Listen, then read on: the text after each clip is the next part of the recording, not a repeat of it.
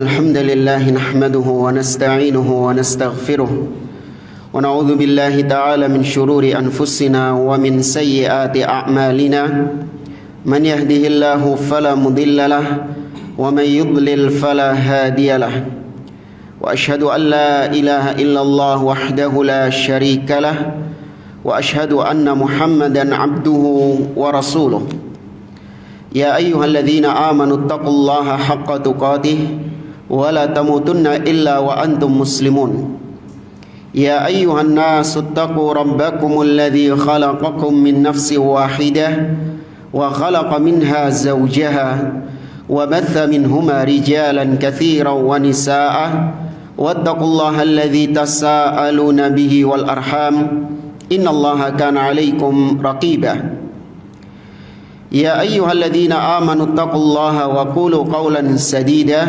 يصلح لكم أعمالكم ويغفر لكم ذنوبكم ومن يطع الله ورسوله فقد فاز فوزا عظيما أما بعد فإن أصدق الحديث كتاب الله وخير الهدي هدي محمد صلى الله عليه وسلم وشر الأمور محدثاتها وكل محدثة بدعة وكل بدعة ضلالة وكل ضلالة في النار.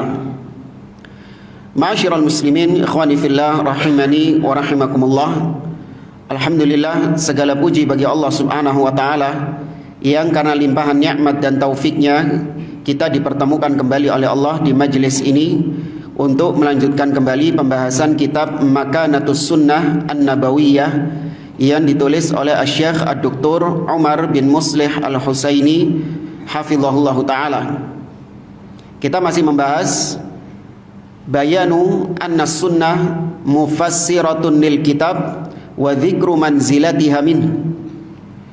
Penjelasan tentang sunnah atau hadis sebagai penafsir, penjelas dari Al-Quran, dan penyebutan tentang kedudukan sunnah terhadap Al-Quran.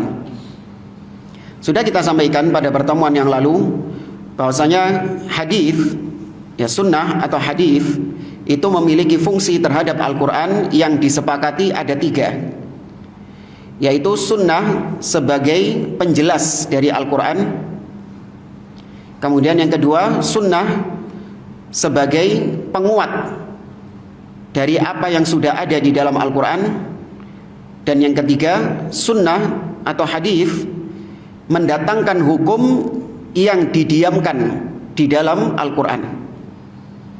Ya, yang ketiga ini nanti akan ada penjelasan lebih lanjut. Ada khilaf dari para ulama, namun khilafnya ini cuma sekedar khilaf apakah nanti saja wis. Tapi kita baca sampai halaman 217. Qala Syafi'i fir Risalah. Berkata Imam Syafi'i rahimahullahu taala dalam kitabnya Ar-Risalah, kata beliau, falam a'lam min ahli ilmi mukhalifan fi anna sunanan Nabi sallallahu alaihi wasallam min thalathati aujuh. Kata beliau, aku tidak mengetahui dari para ulama, aku tidak mengetahui ada perselisihan di antara para ulama tentang sunnah Nabi, hadis Nabi sallallahu alaihi wasallam itu dari tiga sisi tadi, sebagai penafsir Al-Quran, penguat Al-Quran, dan menetapkan hukum baru yang tidak ada di dalam Al-Quran. Kata beliau, aku tidak melihat ada ulama yang menyelisih hal ini. Fajtama'u minha ala wajhain. Dari tiga ini, maka dua disepakati oleh para ulama. Wal wajhan yajtami'ani wa yatafarra'ani. Ahaduhuma ma anzalallahu fihi nassa kitabin fabayyana Rasulullah sallallahu alaihi wasallam mithla ma nassal kitab. Wal akhar mimma anzalallahu jumlata kitabin fabayyana 'anillahi ma'nan ma arada fahadhanil wajhan alladhani lam yakhtalifu fihima. Dua yang disepakati, kata beliau, adalah yaitu apa-apa yang Allah turunkan kepada Nabi sallallahu alaihi wasallam, kemudian Nabi sallallahu alaihi wasallam menjelaskan kepada umat sebagaimana yang Allah turunkan di dalam Al-Quran itu. Berarti ini masuk kepada yang tadi kita singgung, hadis sebagai penguat. apa yang telah ada di dalam Al-Quran, karena Nabi mengucapkan persis seperti apa yang ada di dalam Al-Quran. Yang kedua yang disepakati oleh para ulama adalah yaitu Allah menurunkan ayat secara global, kemudian Nabi SAW menjelaskan dengan makna dari Nabi sendiri. Paham ya maksudnya? Allah turunkan ayat dalam Al-Quran secara global, umum. Kemudian Nabi dalam hadisnya memperinci, menjelaskan tentang makna ayat tersebut dengan bahasa dari Nabi SAW. Maka ini masuk ke dalam kategori yang pertama tadi, sunnah hadis sebagai apa? Penguat atau penjelas atau penafsir. Nah, ini dua yang disepakati, tidak ada silang pendapat. Nah, adapun sisi yang ketiga, kata beliau, ma sanna Rasulullah SAW fima laisa fihi nassu kitabin, yaitu apa-apa yang diucapkan oleh Nabi dari hadis Nabi SAW, tapi itu tidak ada di dalam Al-Quran, tidak ada nasnya di dalam Al-Quran. Nah, di sini para ulama khilaf, tapi khilafnya itu bukan tentang apakah ada sisi yang ketiga ini, bukan. Khilafnya itu Nabi mengucapkannya itu sumbernya dari siapa? Dari ijtihad Nabi sendiri, atau itu adalah wahyu juga dari Allah Subhanahu wa taala. Hanya itu saja ikhtilafnya. Cuman mereka sepakat bahwasanya sunnah itu bisa mendatangkan sesuatu yang tidak ada di dalam Al-Qur'an. Ini untuk membantah sebagian kelompok yang mengatakan hadis itu hanya diterima kalau ada landasannya di dalam Al-Qur'an. Kalau tidak ada landasannya di dalam Al-Qur'an, maka kita nggak bisa menerima hadis itu. Karena hadis itu mereka batasi fungsinya hanya sebagai penjelas Al-Quran saja, atau penguat apa yang ada di dalam Al-Quran. Tapi hadis, kata mereka, tidak bisa mendatangkan sesuatu yang baru yang tidak ada di dalam Al-Quran, baik akidah ataupun ibadah. Ya, contoh misalnya tentang akidah, akidah tentang Dajjal. Apakah ada disebutkan nama Dajjal di dalam Al-Quran? Tidak ada. Ya, kalaupun mungkin disebutkan tanda-tanda kiamat secara umum, iya. Tapi penyebutan nama Dajjal tidak disebutkan di dalam Al-Quran. Kemudian datang hadis Nabi SAW menyebutkan tentang Dajjal. Seperti sabda Nabi SAW, man sami'a minkum bi khurujid Dajjal falyan'a anhu mastata'. Barang siapa yang mendengar tentang keluarnya Dajjal, maka hendaklah dia menjauh semampu dia. Tapi disebutkan tentang Dajjal, tapi tidak ada di dalam Al-Quran. Apakah kemudian hadis seperti ini ditolak hanya gara-gara tidak ada di dalam Al-Quran? Nggak bisa. Ya. Kemudian dalam masalah ibadah, ya, dalam masalah ibadah banyak. Seperti misalnya Nabi SAW mensunahkan bagi laki-laki misalnya untuk a'ful liha, memelihara jenggot. Apakah ada perintah seperti itu dalam Al-Quran? Tidak ada. Nabi melarang isbal misalnya, ma asfala minal ka'baini minal izari fafinnar. Apa-apa yang menjulur, ya, menutupi mata kaki dari kain celana atau sarung, maka itu tempatnya di neraka. Ya, apa ada hukum ini di dalam Al-Quran? Tidak ada. Ya, maka apakah berarti kemudian ini tidak berlaku karena tidak ada dalam Al-Quran? Ya, tentu tidak. Dan maka perselisihan para ulama yang ketiga ini hanya sebatas dari mana Nabi SAW memunculkan yang baru itu. Kata beliau, faminhum man qal, di antara para ulama ada yang berpendapat, ja'alallahu lahu bimaftarada min ta'atihi wa sabaqa fi ilmihi min taufiqihi liridahu ayyasanna fima laisa fihi nassu kitabin. Kata sebagian ulama, Allah menjadikan dari apa yang diwajibkan kepada umat Nabi Muhammad SAW untuk mentaati beliau. Berarti secara asal memang ada dasarnya di dalam Al-Quran. Allah mengatakan, man yuti'ir rasul faqad ata Allah. Barang siapa yang mentaati Rasul, maka dia sedang taat kepada Allah. Berarti semua hadis Nabi SAW, meskipun itu tidak ada di dalam Al-Quran, tidak disinggung di dalam Al-Quran, maka masuk dalam ketaatan kepada Rasul. Nah, ketaatan kepada Rasul ini ada nggak dalam Al-Quran? Ada. Wa ma atakumur rasulu Fakhudhu dalam surat Al-Hasyr, apa yang didatangkan Rasul kepada kalian maka terimalah, ambillah. Maka masuk dalam keumuman ayat ini. Kemudian wa minhum man qala, di antara para ulama ada yang berpendapat lam yasanna sunnatan qat illa walaha aslun fil kitab kama kanat sunnatuhu litabyini adadis salati wa amaliha ala asli jumlati fardhis salah. Sebagian ulama berpendapat apapun yang disampaikan Nabi dalam hadisnya itu sebenarnya ada landasannya di dalam Al-Quran. Ya, pasti ada landasannya di dalam Al-Quran. Karena sebagaimana sunnah itu tujuannya adalah untuk tabyin, menjelaskan Al-Quran, maka tidak mungkin Nabi SAW yang mengucapkan sesuatu yang tidak ada landasannya dalam Al-Quran. Cuman terkadang landasannya dalam Al-Quran ini bentuknya apa? Global. Ya, bentuknya umum. Ada yang mengartikan seperti itu. Pendapat ketiga ini, sisi yang ketiga ini, bahwa hadis bisa mendatangkan sesuatu yang baru yang tidak ada di dalam Al-Quran. Kata pendapat ini ada sebenarnya dalam Al-Quran, cuman secara global. Seperti misalnya Allah mengatakan dalam surat Az-Zukhruf, kalau nggak salah ayat 61, kata Allah, wa innahu la ilmun lis-sa'ati fala tamtarunna biha. Dan sesungguhnya dia itu adalah tanda bagi datangnya hari kiamat.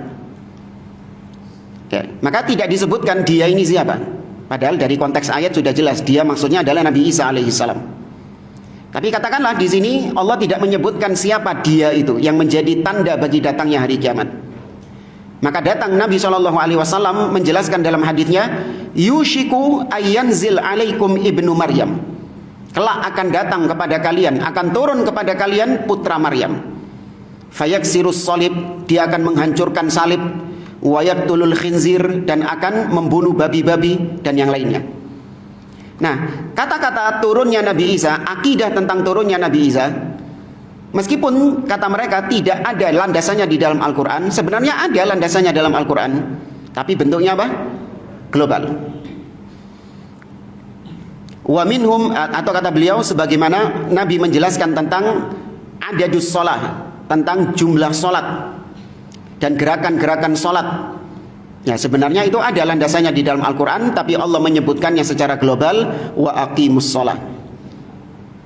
Wa minhum man qal, sebagian di antara mereka ada yang mengatakan bal ja'athu bihi risalatullah fa uthbitat sunnatuhu bi fardillah. Sebagian ulama mengatakan bahwasanya datang kepada Nabi SAW wahyu dari Allah. Maka jadilah sunnah beliau itu juga termasuk dari apa yang Allah Subhanahu wa ta'ala fardukan, apa yang Allah wajibkan untuk ditaati. Ya, jadi pendapat ketiga ini, pendapat yang ini mengatakan bahwa kalau ada hadis yang tidak ada di dalam Al-Quran, maka sama saja itu juga wahyu dari Allah Subhanahu wa ta'ala, maka tetap wajib untuk ditaati. Wa minhum man qal, di antara sebagian mereka mengatakan ulqiya fi raw'ihi kullu ma sanna wa sunnatuhu al-hikmah alladhi ulqiya fi raw'ihi min Allah fakana ma ulqiya fi raw'ihi sunnatuhu. Ada pula yang berpendapat bahwa hadis yang tidak ada di dalam Al-Quran itu sebenarnya adalah sesuatu yang Allah letakkan di dalam hati Nabi SAW. Ya, sesuatu yang Allah letakkan di dalam hati Nabi, atau Allah ilhamkan ke dalam hati Nabi SAW. Maka jadilah sunnah beliau, hadis Nabi itu adalah hikmah. Hikmah berupa di mana Allah mengilhamkan ke dalam hati Nabi SAW. Maka jadilah sunnah itu juga termasuk wahyu dari Allah Azza wa Jalla. Ya, maka di sini perbedaannya itu cuma perbedaan sisi pandang saja. Namun mereka sepakat hadis bisa memunculkan, menetapkan suatu hukum, suatu akidah meskipun itu tidak disinggung di dalam Al-Quran. Kata beliau, wa dhahiru min kalami Syafi'i rahimahullah anna muradahu bil ikhtilafi fil wajhi thalith laisa al ikhtilafu ala qabulihi wa hujjiyatihi balil khilafu fi masdarihi wa ma'khadhihi hal huwa raji'un lil kitabi biwajhin au ijtihad minhu sallallahu alaihi wasallam au wahyun ghairul Quran. Kata beliau, dari ucapan Imam Syafi'i tadi, maka bisa kita ambil kesimpulan bahwa ikhtilaf, perbedaan pendapat tentang poin yang ketiga ini, ya, di mana sebagian ulama berbeda pendapat tentang poin yang ketiga ini yang tadi kita singgung, apakah hadis atau hadis Nabi yang tidak disinggung di dalam Al-Quran, itu perbedaannya hanya sebatas perbedaannya itu bukan dalam masalah apakah diterima atau tidak. Ya, apakah hadis yang sendirian tidak ada di dalam Al-Quran itu diterima atau tidak? Bukan itu perbedaannya, bukan itu khilafnya. Tapi khilafnya adalah dari mana sumbernya Nabi SAW itu mengucapkan hadis tersebut yang tidak ada di dalam Al-Quran. Apakah itu dari ijtihad beliau, atau itu wahyu dari Allah Subhanahu wa Ta'ala, atau itu sebenarnya ada landasannya di dalam Al-Quran tapi secara global, hanya khilaf sebatas itu saja. Walihada qala ba'da kalamihi sabiq, oleh karenanya Imam Syafi'i setelah mengucapkan ucapan tadi itu dalam kitabnya Ar-Risalah, beliau mengatakan wa ayyuhada, dan apapun itu dari pendapat-pendapat ulama tadi di poin yang ketiga ini, faqad bayyanallahu annahu farada fihi ta'ata rasulih. Apapun itu khilaf pendapat, perbedaan pendapat para ulama tadi yang kita sampaikan itu, mau memegang, mau lebih condong pendapat yang ini, pendapat yang itu, apapun itu pendapatnya, yang penting Allah mewajibkan kita untuk taat kepada Rasul sallallahu alaihi wasallam. Walam yaj'al li ahadin min khalqihi udhran bi khilafi amrin arafahu min amri Rasulillah sallallahu alaihi wasallam. Allah tidak menjadikan seorang pun, memberikan udzur kepada seorang pun untuk menyelisihi perintah Nabi sallallahu alaihi wasallam. Ya, Allah tidak memberikan udzur bagi seorang pun untuk menyelisihi perintah Rasul sallallahu alaihi wasallam. Bahkan Allah mengancam. Kata Allah azza wa jalla, falyahdharil ladzina yukhalifuna an amri an yusibahum fitnah aw an tusibahum fitnah aw yusibahum adzabun alim. Maka hendaklah orang-orang yang menyelisihi perintah Rasul agar mereka waspada apabila Allah timpakan kepada mereka fitnah atau Allah timpakan kepada mereka siksa yang pedih. Wa an qad ja'alallahu bin nasi kullihim al-haja ilaihi fi dinihim, dan Allah jadikan pada manusia seluruhnya, Allah jadikan manusia itu butuh kepada Rasul sallallahu alaihi wasallam dalam masalah agama ini.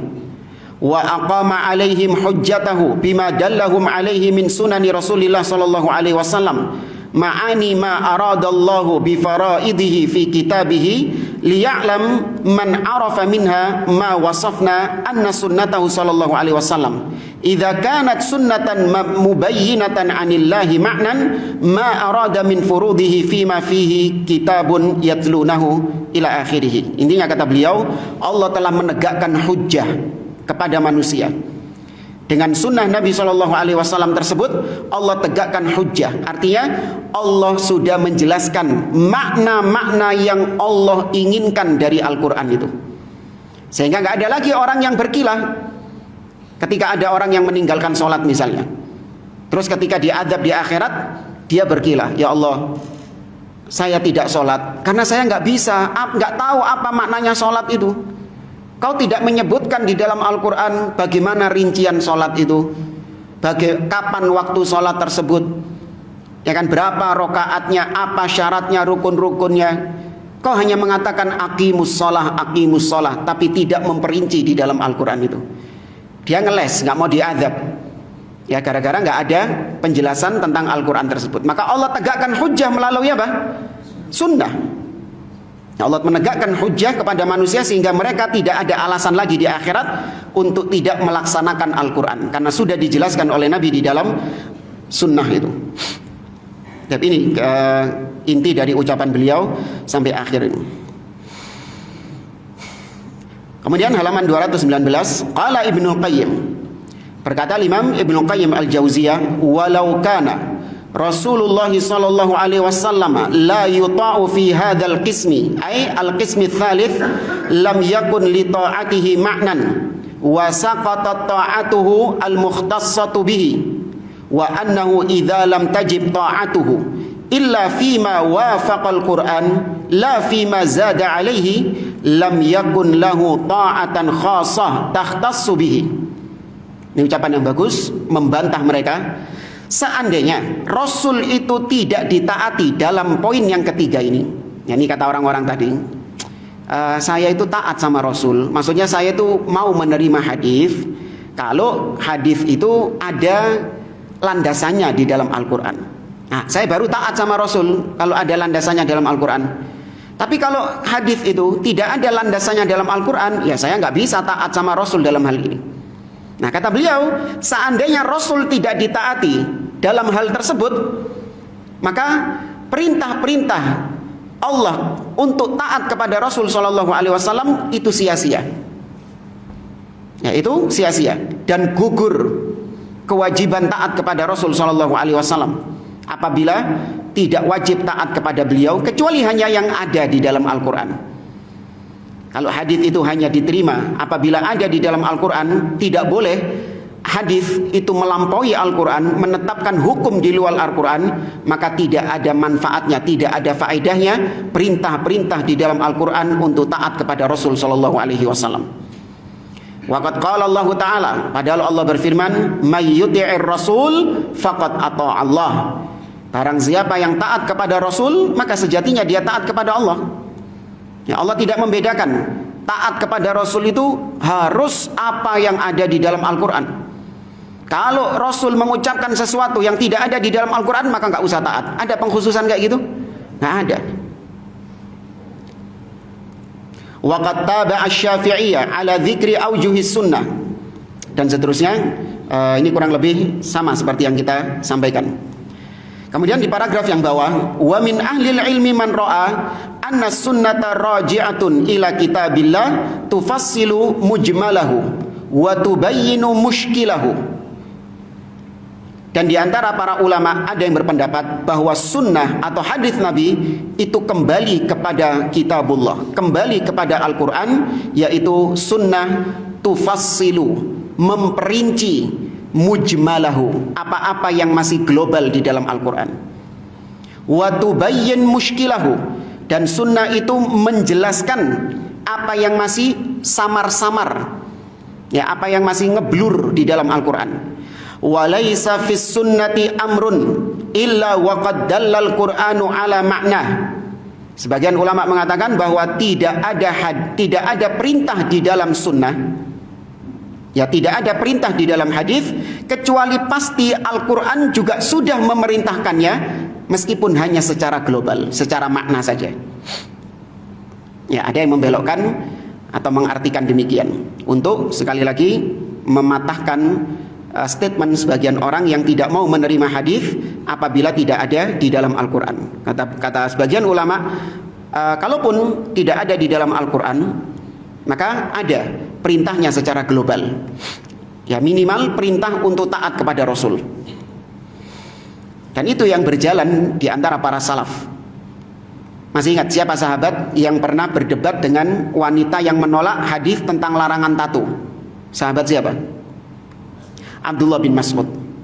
Ya, Abdullah bin Mas'ud berdebat dengan seorang wanita di mana dia menolak bahwa larangan tato tidak ada di dalam Al-Quran. Bagaimana bisa kau mengharamkan sesuatu yang tidak Allah haramkan? Ya, maka Abdullah bin Mas'ud memerintahkan dia untuk ngecek kembali Al-Quran. Ada dalilnya di dalam Al-Quran. Ada dalil larangan tato, kata Abdullah bin Mas'ud, dalam Al-Quran. Sudah, kata dia, kata perempuan ini, aku sudah bolak-balik Quran dari cover depan sampai belakang, aku tidak menemukan ada larangan tato. Kemudian Abdullah bin Mas'ud membacakan ayat apa? Al-Hasyr ayat yang ke-7. Wa ma atakumur rasulu fakhudhu wa ma nahakum anhu fantahu.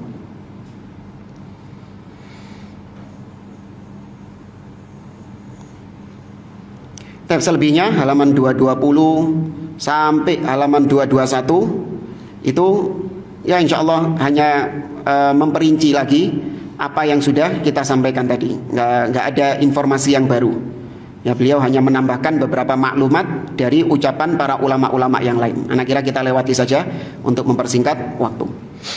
Nah, baru kemudian beliau menjelaskan atau memberikan contoh halaman 221, kata beliau, amfilatun tubayyinu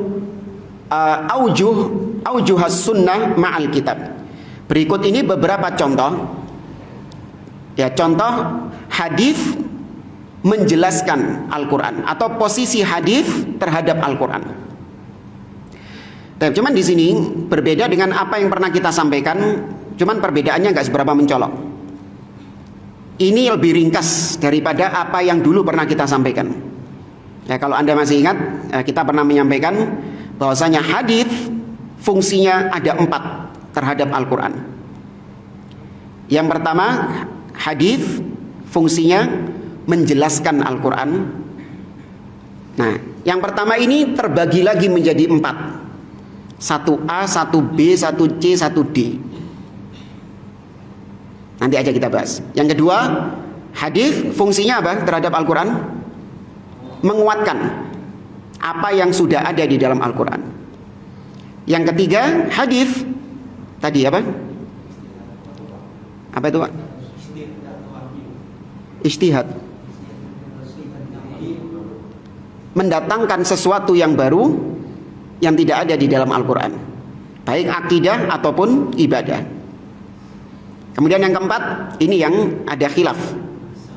Naam, hadis menasakh, menghapus hukum yang ada di dalam Al-Quran. Ini ada khilaf, ada yang menetapkan, ada yang menolak. Tapi yang pertama tadi ada 1A, 1B, 1C, 1D. Hadis menafsirkan, menjelaskan Al-Quran. 1A, ya, istilahnya kalau kata para ulama, taudih al-mushkil.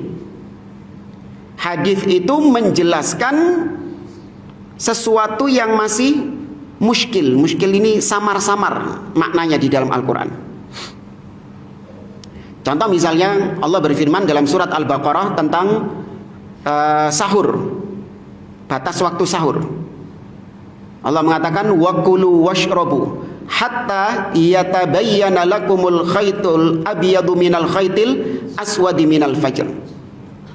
Makan dan minumlah kalian. Kalau sudah buka puasa, makan dan minum kalian sampai jelas di antara kalian, jelas bagi kalian benang hitam dari benang putih dari waktu fajar.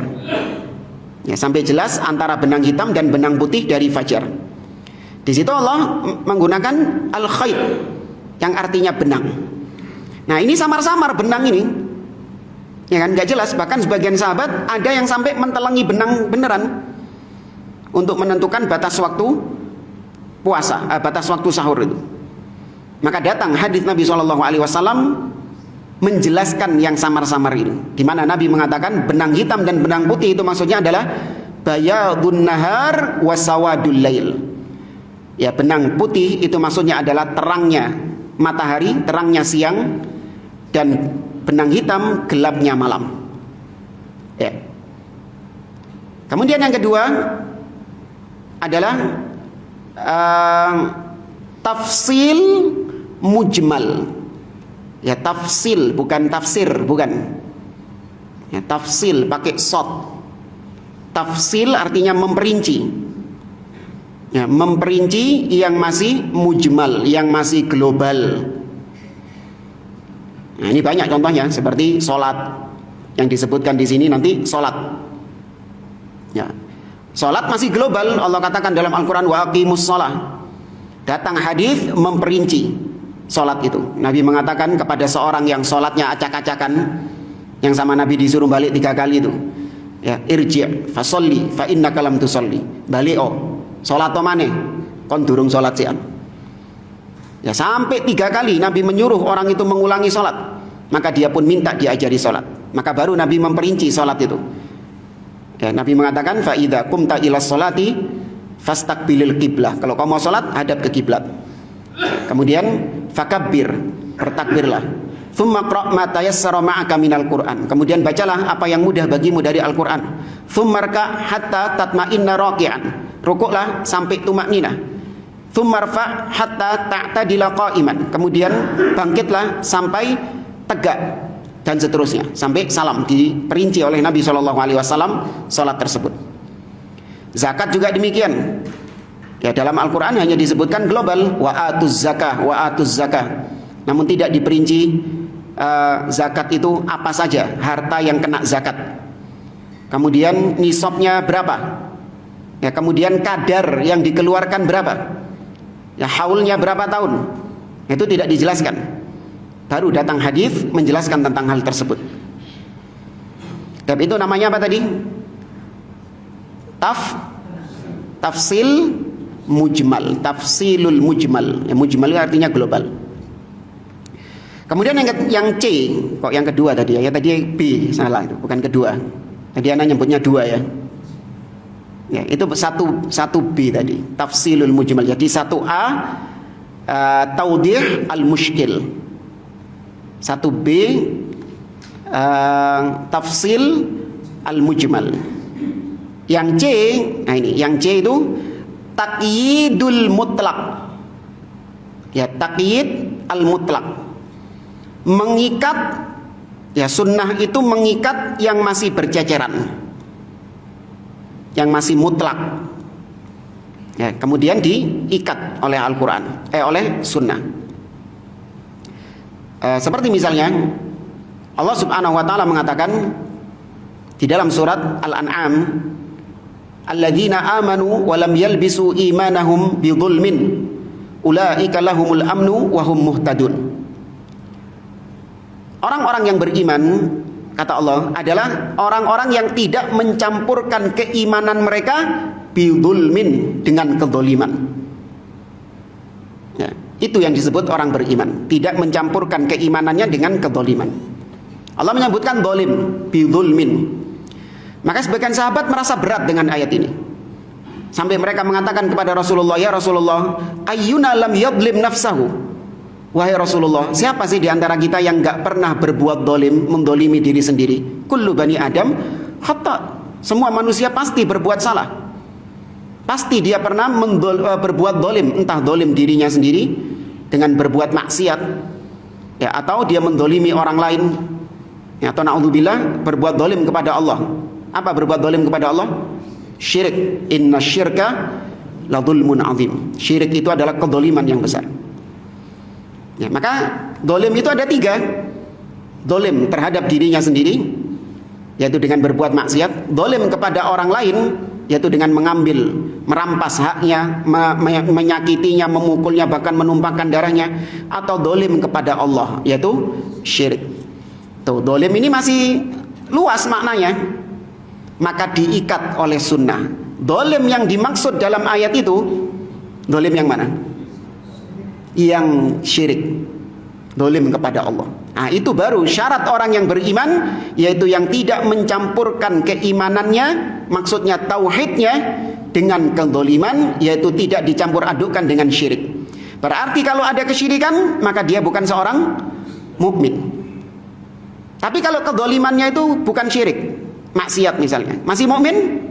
Masih, dia masih mukmin meskipun dia kurang imannya. Nah, dari mana kita dapat maklumat informasi ini? Dari Nabi. Ya, Nabi SAW berdalil dengan firman Allah dalam surat Luqman tadi, bahwasanya Luqman mengatakan, ya bunayya la tusyrik billah inna syirka la dzulmun azim. Bahwa zalim yang dimaksud dalam surat Al-An'am tadi adalah syirik kepada Allah Azza wa Jalla. Kemudian yang D, 1D, takhsisul am. Ya, takhsis al-am, mengkhususkan yang masih umum. Ya, mengkhususkan yang masih umum. Kebalik, afwan. Harusnya yang tadi itu, yang nomor 3 itu, ini takhsisul am ini. Yang C itu tadi harusnya takhsisul am. Contohnya itu ini, afwan, kebalik. Paham ya maksudnya ya? Jadi yang tentang zalim tadi itu kasusnya takhsisul am, mengkhususkan yang masih umum. Nah, adapun taqyidul mutlak, mengikat yang masih mutlak, mengikat yang masih berceceran. Itu contohnya seperti dalam surah Al-Maidah, Allah mengatakan was-sariqu was-sariqatu faqta'u aydiyahuma jazaa'an bima kasaba nakalan minallah wallahu azizun hakim. Pencuri laki-laki dan pencuri perempuan, maka potonglah tangan mereka. sebagai balasan dari Allah. Sesungguhnya Allah Maha Mulia lagi Maha Bijaksana. Tapi di situ disebutkan tangan. Dalam bahasa Arab, nama tangan atau kata tangan itu mulai dari sini sampai sini. Tuh, masih mutlak. Mana yang dipotong? Pergelangan. Tahu dari mana antum kalau pergelangan yang dipotong? Dari sunnah, dari hadis. Diriwayatkan qata'a Rasulullah sallallahu alaihi wasallam yada sarik an mafsil. Nabi pernah memotong tangan pencuri pada pergelangannya. Ya, maka tadi itu masih mutlak dalam Al-Quran. Kemudian diikat. Bahwasanya tangan yang dimaksud dalam ayat tersebut adalah pergelangan, di pergelangannya. Kemudian contoh yang kedua, ini disebutkan oleh beliau di halaman 221 ini. Kata beliau, as-sunnah al-muwafiqatu lima fil kitabi al-mu'akkidah lahu. Hadis datang cocok sesuai dengan apa yang ada di dalam Al-Quran, maka fungsinya untuk menguatkan. Yang tadi kita singgung, hadis untuk menguatkan apa yang memang sudah ada di dalam Al-Quran. Mithaluha qauluhu sallallahu alaihi wasallam. Contohnya, Nabi sallallahu alaihi wasallam bersabda, buniyal islamu ala khamsin. Islam dibangun di atas 5 perkara. Syahadatu an la ilaha illallah wa anna muhammadan rasulullah. Kalimat syahadat. Wa iqamus shalah, mendirikan salat. Wa ita'uz zakah, menunaikan zakat. Wa shaumu ramadan, berpuasa di bulan Ramadan. Wa hajju baitillahil haram, dan berhaji di Baitullah al-Haram. Nah, 5 rukun Islam ini yang disebutkan Nabi SAW itu sudah ada apa enggak di dalam Al-Quran? Ada. Ya, ada di dalam Al-Quran. Maka hadis tadi menguatkan statement yang sudah ada dalam Al-Quran. Meskipun enggak satu ayat, tapi berceceran di ayat-ayat yang lain. Syahadat misalnya dalam surat Ali Imran, Allah mengatakan syahidallahu annahu la ilaha illa huwa wal malaikatu wa ulul ilmi qa'iman bil qisti la ilaha illa huwal azizul hakim. Ya, di situ disebutkan syahadat. Allah bersaksi bahwasanya tidak ada sesembahan yang hak kecuali Dia. Demikian juga para malaikat, orang-orang yang berilmu, dan seterusnya. Nah, adapun yang disebutkan di sini, yaitu contohnya adalah salat dan zakat. Wa aqimus shalah wa atuz zakah warka'u ma'ar raki'in. Kemudian tentang puasa, ya ayyuhalladzina amanu kutiba alaikumus shiyam kama kutiba alal ladzina min qablikum la'allakum tattaqun. Kemudian tentang haji, walillahi 'alan nasi hajjul bait man istata'a ilaihi sabila. Tuh, 5 rukun Islam ini ada semuanya di dalam Al-Quran. Kemudian datang hadis Nabi, buniyal islamu ala khamsin. Islam dibangun di atas 5 perkara. Jadilah itu sebagai penguat. Wa mithalu qaulihi sallallahu alaihi wasallam, seperti juga contoh yang lain disebutkan oleh beliau, Nabi pernah mengatakan ittaqullaha fin nisa. Bertakwalah kalian kepada Allah dalam memperlakukan istri-istri. Ya. Fa innahunna awanun indakum, karena sesungguhnya mereka, yakni para wanita ini, mereka itu adalah tawanan di sisi kalian, ibarat seperti tawanan di sisi kalian. Akhadtumuhunna bi amanatillah, di mana kalian mengambil mereka dari bapaknya dengan amanah dari Allah Subhanahu wa taala. Wastahlaltum furujahunna bi kalimatillah, dan kalian menghalalkan dia dengan kalimat Allah Subhanahu wa taala. Hadis ini menguatkan apa yang sudah ada di dalam Al-Quran, yaitu Allah mengatakan wa'ashiruhunna bil ma'ruf, dan pergaulilah mereka, pergaulilah istri-istri bil ma'ruf, dengan cara yang baik.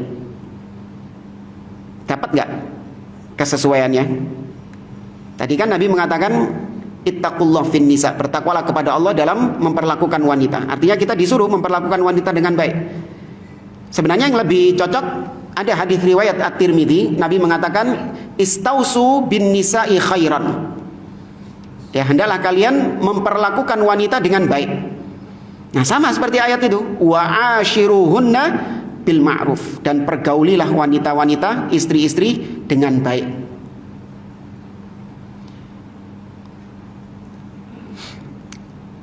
Kemudian kata beliau, al-wajhu tsani, sisi yang kedua, as-sunnah al-mubayyinatu lil kitab. Kalau dari pembahasan ini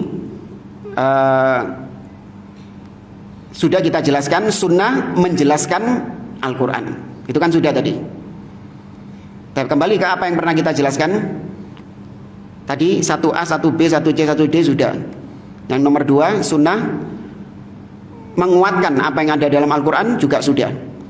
Tapi yang ketiga, sunnah mendatangkan hukum yang tidak ada dalam Al-Quran. Ini juga sudah kita sampaikan contoh-contohnya tadi.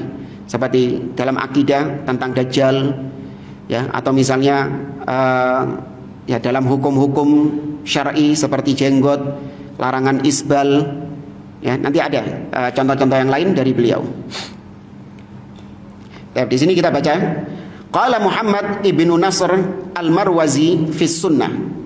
Berkata Imam al-Marwazi dalam kitabnya As-Sunnah, kata beliau, wajadtu usul al-faraid kullaha la yu'raf tafsiruha wa la yumkin ta'diyatuha walal amalu biha illa bitarjamatin minan nabi sallallahu alaihi wasallam wa tafsirin minhu. Kata beliau, aku mendapati usul al-faraid, pondasi-pondasi yang diwajibkan oleh Allah, pondasi-pondasi yang fardu, usul faraid, semuanya itu tidak bisa dikenali tafsirnya, tidak dipahami tafsirnya, tidak mungkin bisa dilakukan, diamalkan kecuali dengan penjelasan dari Nabi SAW dan dengan tafsir dari Nabi SAW. Ya, usul faraid tadi seperti sholat, puasa, zakat, haji, ya, semua ini nggak bisa dikerjakan, bahkan nggak bisa dipahami apa ini kecuali dengan penjelasan dari Nabi SAW. Kata beliau, min dzalika shalah waz zakah was siyam wal hajj wal jihad. Semua itu tidak bisa dipahami kecuali dengan tafsir dari Nabi. Qala Allah azza wa jalla, Allah berfirman, innas salata kanat 'alal mu'minina kitaban mauquta.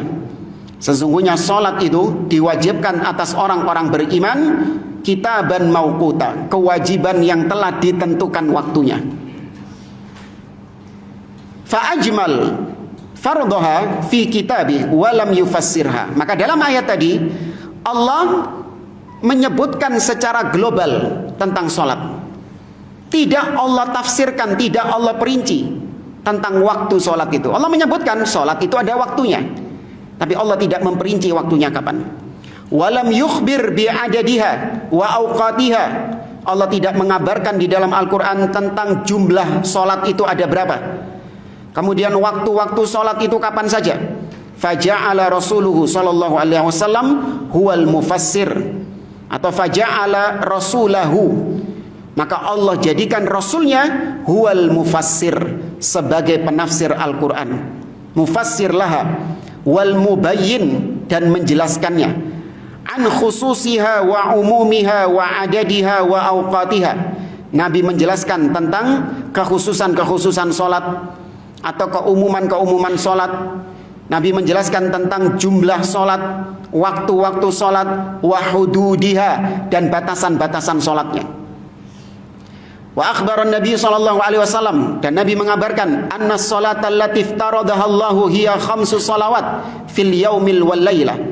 Nabi menjelaskan dalam hadisnya, dalam sunnahnya, bahwa salat yang difardukan oleh Allah itu ada 5 jumlahnya dalam satu hari dan satu malam. Fil awqat, ya, dalam satu hari dan satu malam ada 5 waktunya. Bayyanaha wa haddadaha, Nabi menjelaskan kapan 5 itu dan batasannya kapan, startnya kapan dan batasannya kapan. Faja'ala salatal ghadati raka'atain, ya, maka Nabi menjelaskan bahwa salat subuh 2 rakaat, duhur, asar, isya 4, maghrib 3. Wa akhbara annaha 'alal uqala'il balighin, Nabi mengabarkan bahwa salat yang wajib itu dibebankan kepada orang yang sudah, atau orang yang sudah ada akalnya, orang yang berakal dan yang sudah baligh.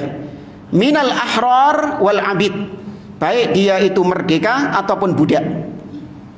Dzukurihim wa inathihim, baik dia laki ataupun perempuan, illal huyat, kecuali orang yang haid.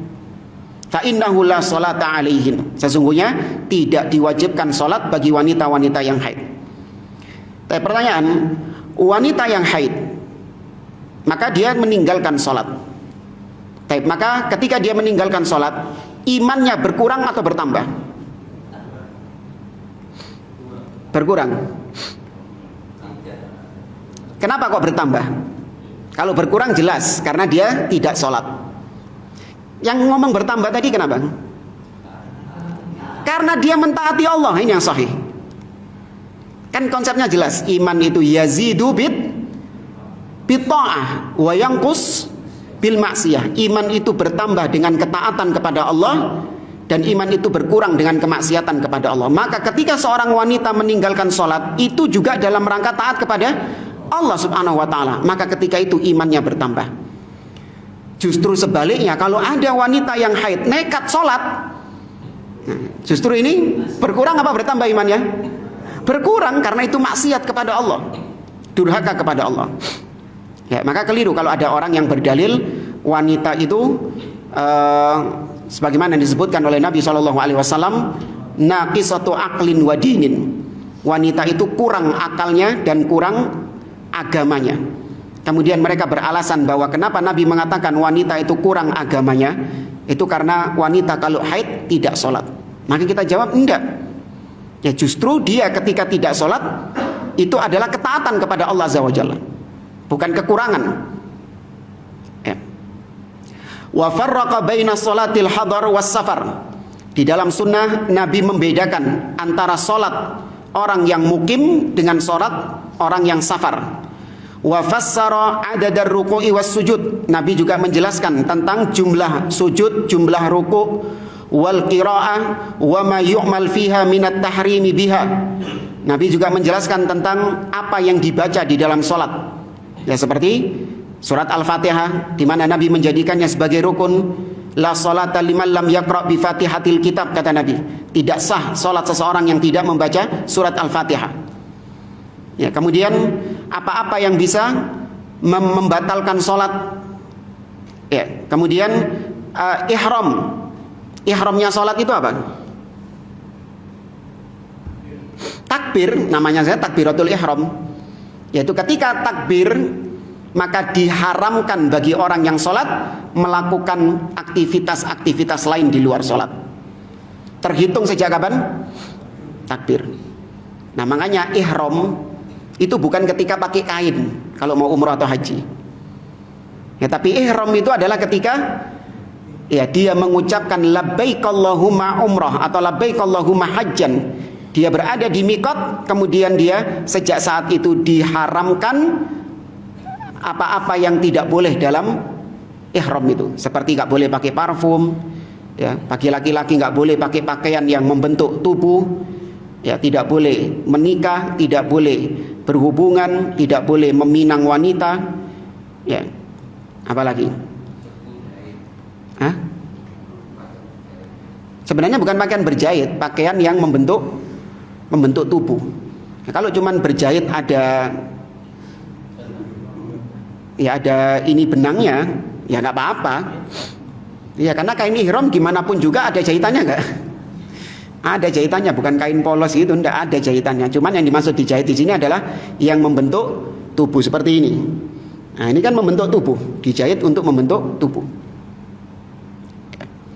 Dan maka terhitung sejak itu dia dilarang. Sampai kapan? Sampai tahallul. Ya, tahallul itu bukan gundul. Ada orang mengartikan tahallul gundul. Jadi kalau datang ke barbershop, mau potong apa Pak? Tahallul.